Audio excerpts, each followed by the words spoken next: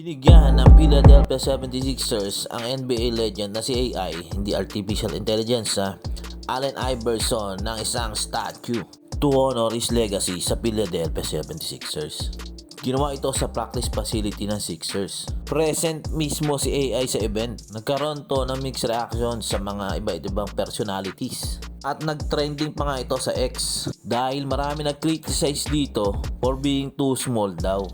Masyado maliit ang ginawang statue ni The Answer, hindi bagay sa kanyang legacy.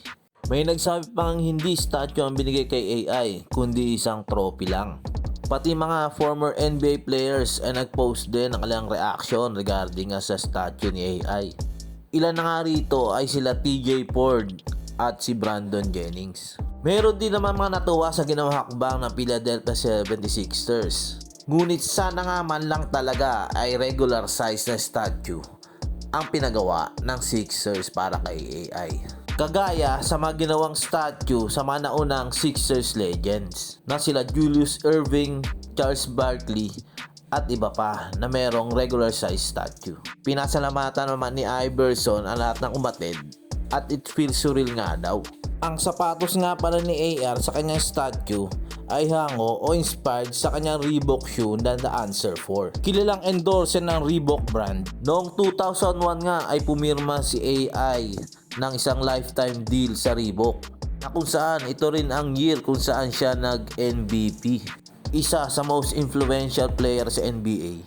Pinasikat lalo ni The Answer ang cornrows na hairstyle na naging fashion na rin sa mga NBA players noong year 2000s. At si Iverson din ang nagpa-revolutionize o nagpabago ng laro sa NBA dahil sa kanyang mga lightning fast crossovers at mga ankle breaking moves.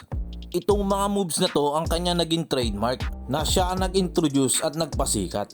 Bukod sa crossovers and cornrows hairstyle, si Iverson din ang naging dahilan kung bakit gumawa si the late NBA Commissioner David Stern ng dress code noong 2005 dahil hip-hop culture ang pinoportray ni Allen Iverson noon. Gusto ng NBA noon ay decent attire. Pero simula nung NBA bubble at si Adam Silver na ang NBA Commissioner ay naging lenient o mas maluwag na sila sa dress code. Salute sa'yo, The Answer. Okay mga kabogs, salamat!